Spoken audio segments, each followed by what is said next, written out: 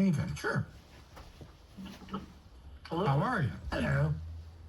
This is Matt Guarneri, president of the Italian American Defense League. Hey, Matt. I can't take the credit all to myself. I'm president of the organization. We have 200 members. We have 20 organizations that signed on to the Connecticut Council of American Italian Organizations, and we're a member of Copa Mayo, the Conference of Presidents of Major Italian American Organizations, which has 67 organizations nationally. So this is a group effort. It's a big group, yeah. Italian Americans. Okay, and what's your beef with the city? Well, the beef with the city is they illegally removed the statue of Columbus from Worcester Square Park in 2020. The statue was originally funded, erected, and dedicated in the square in 1892. There was a lynching in 1891 in New Orleans that received national and actually worldwide attention. And a barber by the name of Donato Beach, he called a meeting. About 35 people at the time were at that meeting, and they decided to do something to mark their place in American history. And there was a man at that meeting. I don't understand why you mentioned a lynching. Yeah, what's up with that? Yeah, so Italians were discriminated against, and they really didn't feel welcome in New Haven. Okay. And by erecting that statue, it was said that there was no more distinction between Italians and Americans. Okay. Italians were now Americans. So now you fast forward to 2020, there was no respect for Italians of the past, and there certainly wasn't respect for Italians of the present. Matt, let me ask you a couple questions just based on legalities. Yeah. The statue, who owned it, and the property that was on, who owned the property that it was on? Was it city property? Right, so the property that was on is federally designated as an historic district. Yeah. There was money put in by the federal government. That means that there are extra protections. In a historic district, you can't change a gutter without going through a rigorous process. Now, in that district, if you notice, the pedestal, the plinth that the Columbus statue was on is still there. Right. And that is because of the efforts to oppose the city and to say you cannot modify this historic district. Legally, they couldn't. But at the same time, they did other modifications. Okay, now... They ripped the raw iron fence. They took off the plaque that said A Cristoforo Colombo, gli Italiani di New Haven, and they have plans to cover the 1492 and 1892 markings on the base. So that's protected, and they didn't go through the process or honor that it was a historic district.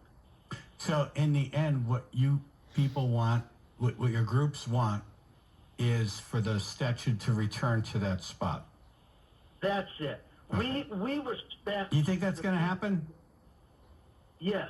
We respect Yes. Mark Anthony Massaro, Billy Iavani. They put a lot of time and effort into creating a new statue. Yeah. Because that's what Elliper ordered them to do, and they followed his wishes. They never were asked their opinion about the Columbus statue. What do you think about the baggage that comes with Christopher Columbus? That he murdered a lot of people, and it was the beginning of the end of the Native American way of life here. What do you say to that argument? The first thing I would ask you is, what have you read about Christopher Columbus? Because all of the experts, early 1500s, Bartolome de las Casas, the great Navy historian, Samuel Eliot Morrison, contemporary writers, author Break this Raphael down for Reed. act like we're 6 years old. Break it down for us. Okay. Picture me. So Columbus, he sailed 4 times to the New No, World. no. I don't. I'm sorry, man. What is your take on that? Like, do you see where other people may have a point that An issue? he may have a spotted past? You know what? You can't judge people of the past by modern day standards. Right. Columbus, you know, we're all imperfect people, but when he went there, he protected the Indians that he formed alliances with, and he gave direct orders to treat the Indians fairly and with respect. There are modern day revisionists who are spreading rumors and lies about Columbus. Some of them are self-proclaimed communist USA members. One was Howard Zinn, and another right in New Haven was Al Murr. Man, this fight is a lot deeper than. Oh, yeah. I'm guessing Layers. you spend a lot of your time, your free time, fighting these fights. You know what? It's worth it because I respect those Italians from 1892, and they were real people who erected that statue. And now there's a new statue that is an idealized, fictitious portrayal of an ideal Italian family.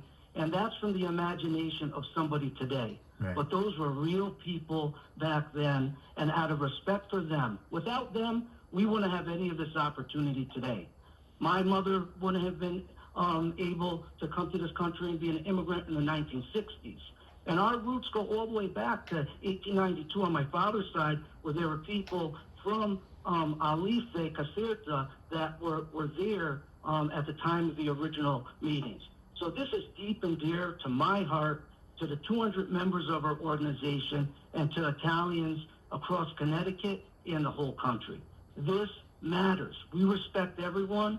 We want more statues and markers to honor people from all different races and ethnicities. We all make up the American story, but the majority of Americans believe, and I would even say it's up to 80 or 90%, that we should keep monuments and markers of our history, and we shouldn't tear them down.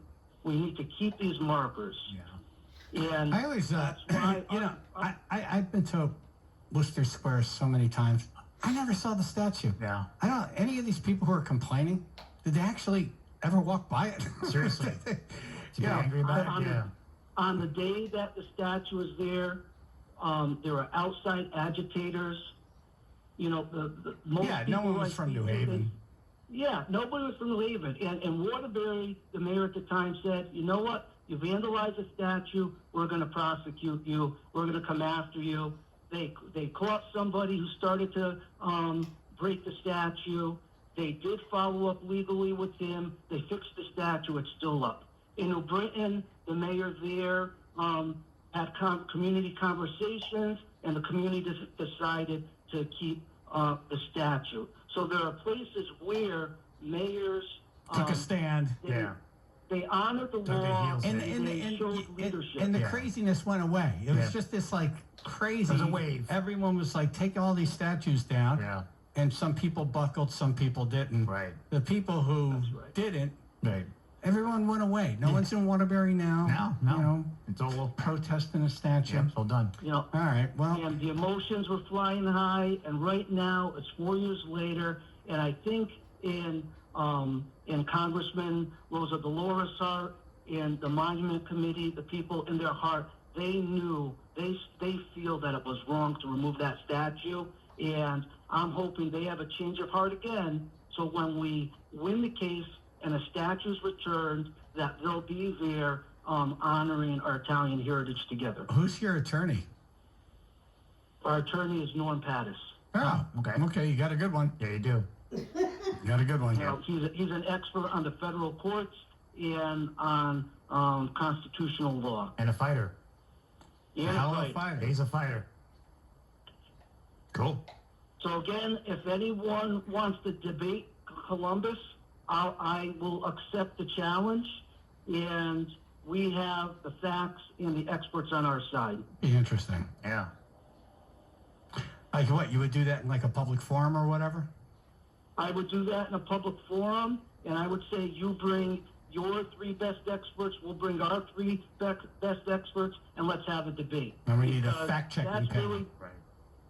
and that's really where this stems from. It's from the revisionists trying to change our country, change our history. And if we could show the good that Columbus did, which he did, I mean, I could give you one example. There would be no Hispanic race right now if it wasn't from Columbus. You know, that came from the Catholic ideals that once you converted to Christianity, that you were worthy of getting married.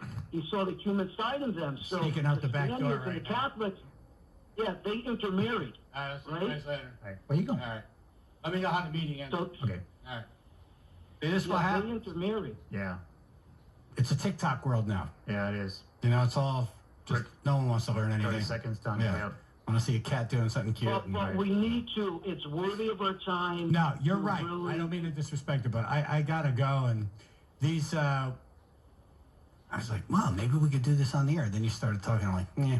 Right. No, this is a lot deeper. You know, I've invested a lot of time No, in the past 4 years can because tell. I didn't know either. Yeah. And you could go down some rabbit holes, but to have a debate and to have some. No, you know what? I known gotta tell you, people. Matt, I'm thankful for people like you Yeah. who respectfully argue and fight for things they believe are correct and Absolutely. don't just look the other way. Yep. I can't tell you how many times I think, man, I've kind of given up.